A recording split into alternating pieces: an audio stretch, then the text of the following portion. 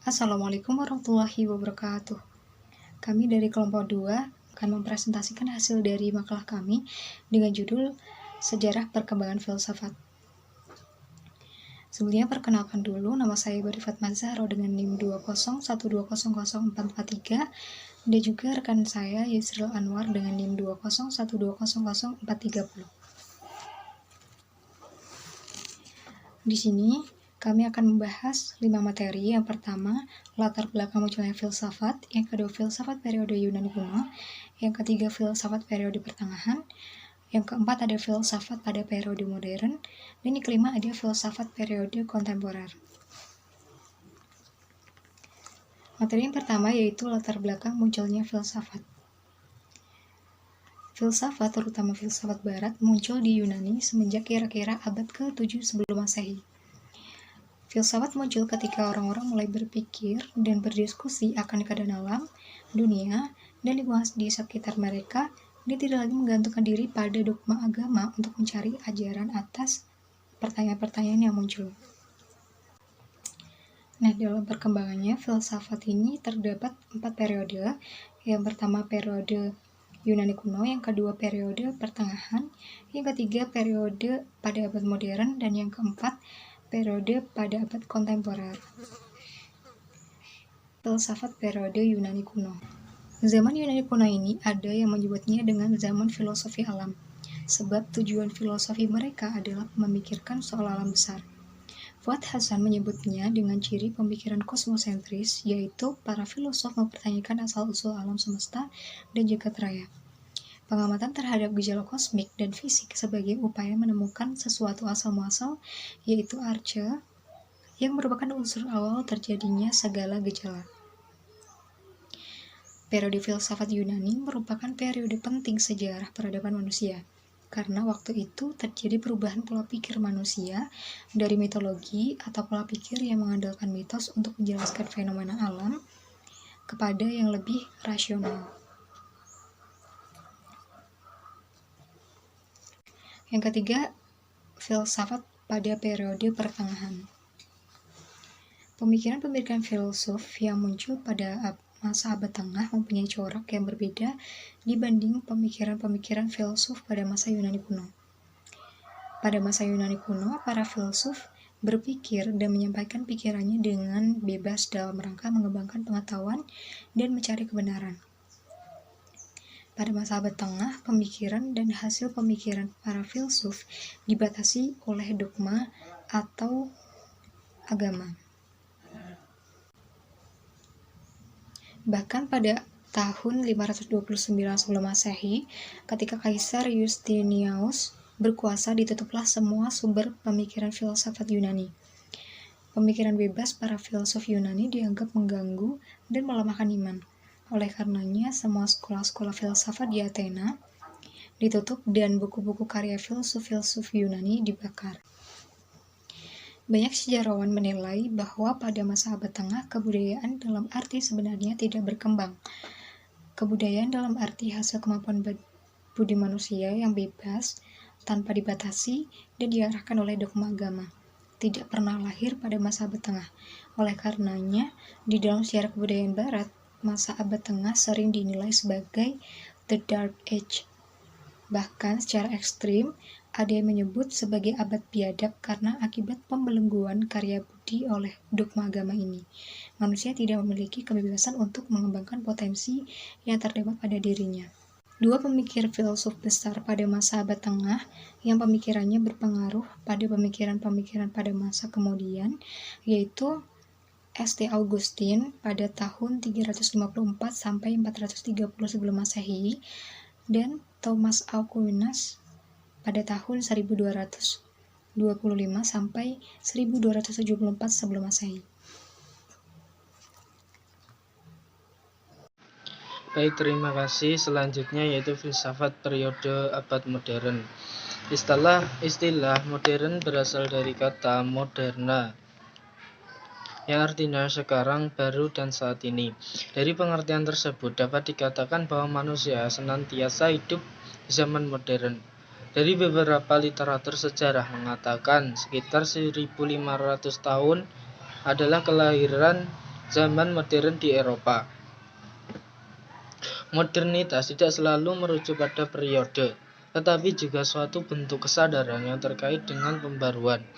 Karena itu, istilah perubahan, kemajuan, revolusi, dan pertumbuhan adalah istilah kunci kesadaran modern. Filsafat abad pertengahan masih bergerak dalam kekangan otoritas gereja.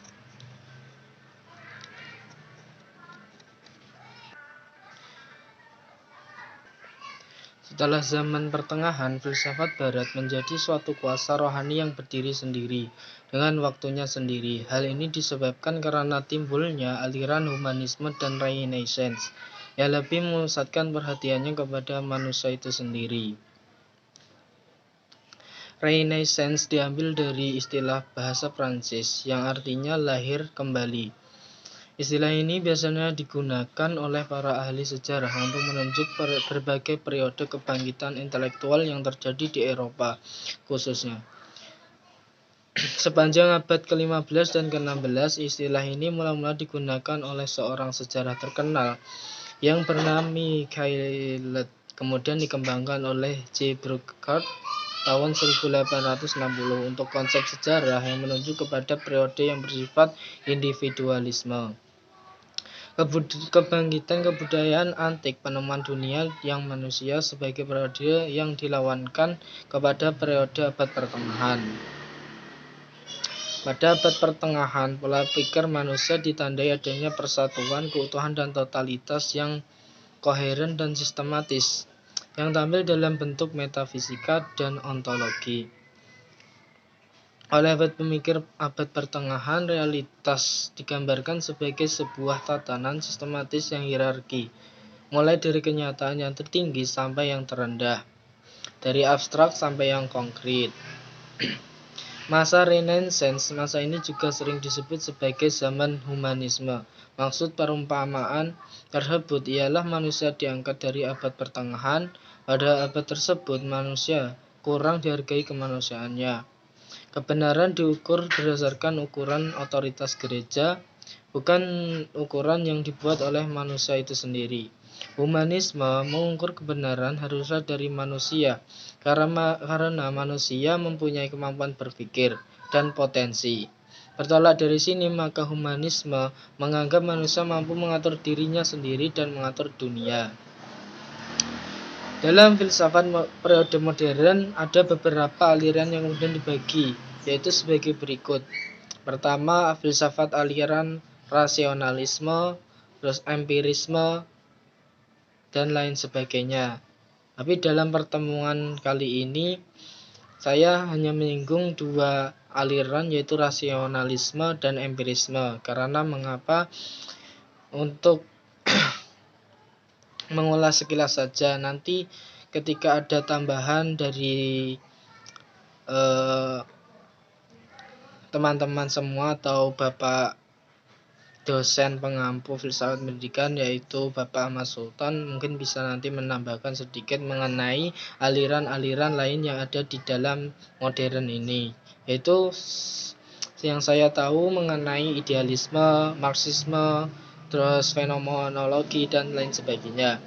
Untuk kali ini saya hanya menerangkan aliran rasionalisme dan empirismenya saja. Pada aliran filsafat rasionalisme, yaitu pada masa zaman filsafat modern, tokoh pertama rasionalisme adalah René Descartes, yaitu pada tahun 1595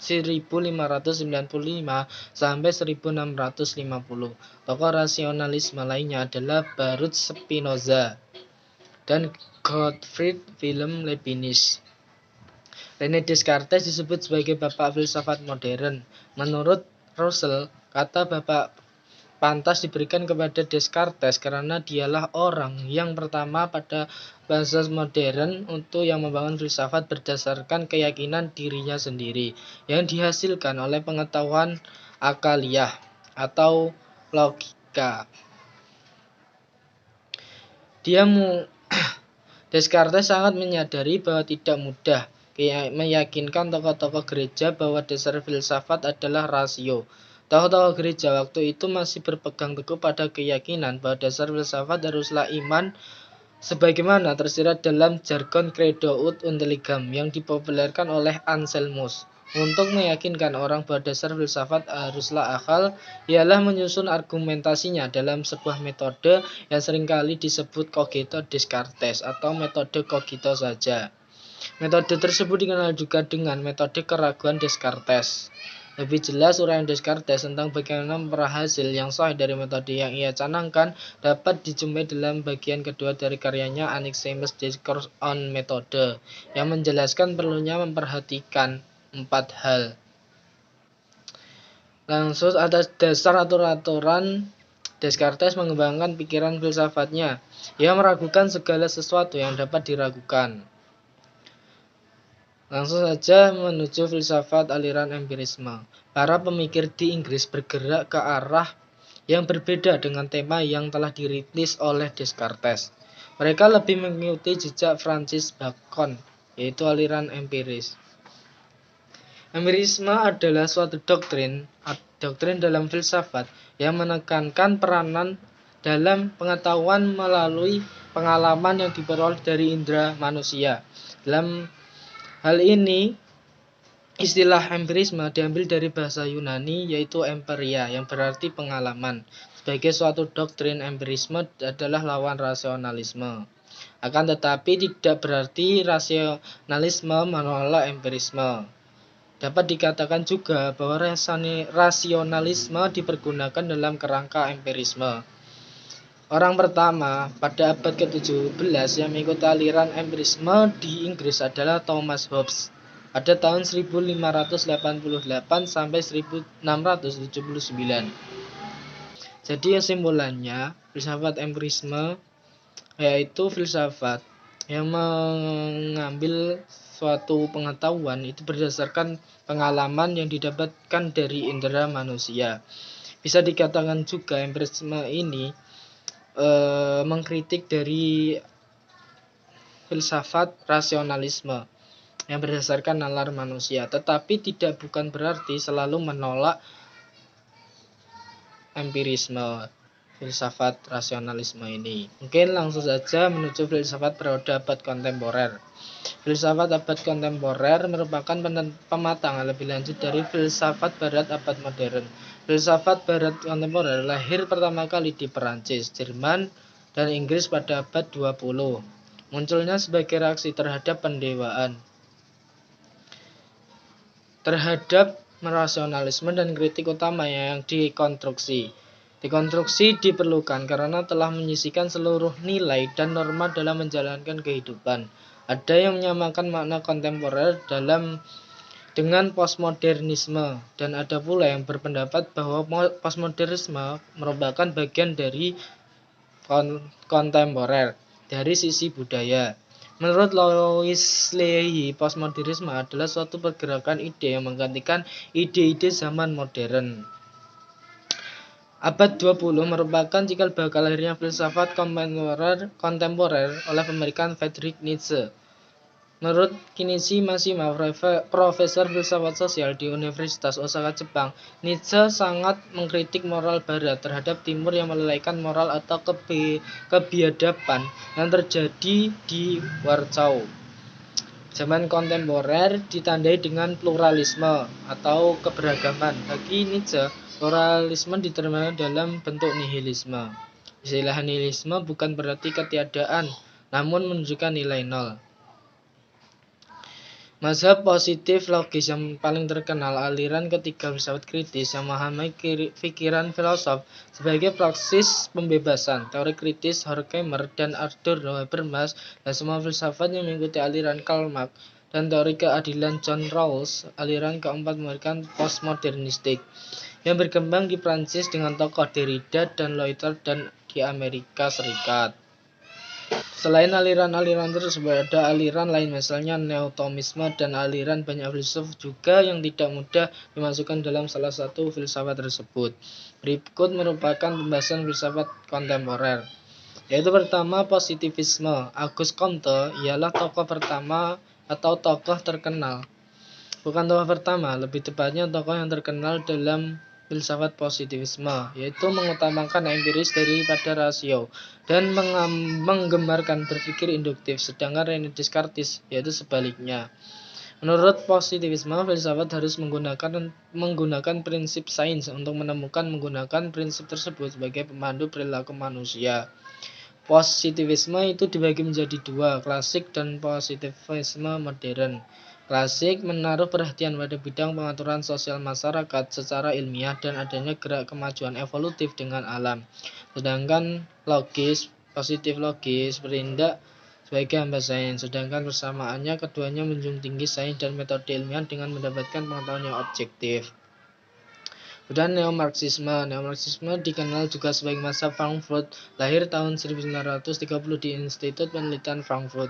Pemimpinnya adalah M. Horkheimer pada tahun 1895 sampai 1973. Latar belakangnya muncul mazhab ini adalah kritik atas protes Anflachrung yang memandang pentingnya kemajuan dengan mengukur banyaknya pembangunan fisik, kemajuan teknologi yang merupakan produk kapitalisme, sedangkan manusianya tapi mengalami kekosongan jiwa. Kemudian pragmatisme. Lahirnya pragmatisme didasari adanya dua aliran filsafat, yaitu empirisme di Inggris dan filsafat Jerman. Para tokoh dari Inggris yang merupakan aliran ini adalah John Stuart Mill, Alexander Brand, dan John Venn. Dalam filsafat ini menganggap bahwa segala sesuatu dikatakan benar bila secara teknis memberikan sumbangsi kebermanfaat dalam kehidupan sehari-hari manusia. Pikiran atau teori merupakan alat yang berguna untuk timbulnya pengalaman yang semakin ikut mengembangkan hidup manusia dalam praktik pelaksanaannya. Pragmatisme ini bisa dikatakan praktiknya saja. Misalnya kebenaran itu dilihat dari praktiknya di kehidupan. Kemudian fenomenologi dan eksistensialis. Ada yang berpendapat bahwa fenomenologi adalah metode mengamati dan memahami sesuatu, bukan aliran filsafat. Bila fenomenologi dipandang sebagai aliran filsafat, maka terjadi inkonsistensi karena satu sisi menganjurkan pembebasan dari asumsi ketika reduksinya, tetapi kenyataannya sebaliknya. Kemudian eksistensialisme. Fenomenologi ini merupakan filsafat yang mengkaji berdasarkan fenomena yang ada. Jadi fenomenologi ini merupakan cabang dari filsafat empirisme. Kemudian eksistensialisme yaitu kebalikan dari esensialis. Eksistensialisme merupakan salah satu jenis filsafat yang mempunyai keyakinan bahwa filsafat harus berpangkal pada adanya eksistensi manusia konkret, tidak hakikatnya atau esensi. Kemudian postmodernisme. Ada dua corak berpikir pada era postmodernisme, yaitu destruktif dan konstruktif. Postmodernisme sebagai filsafat lahir pertama kali di Prancis pada tahun 1970.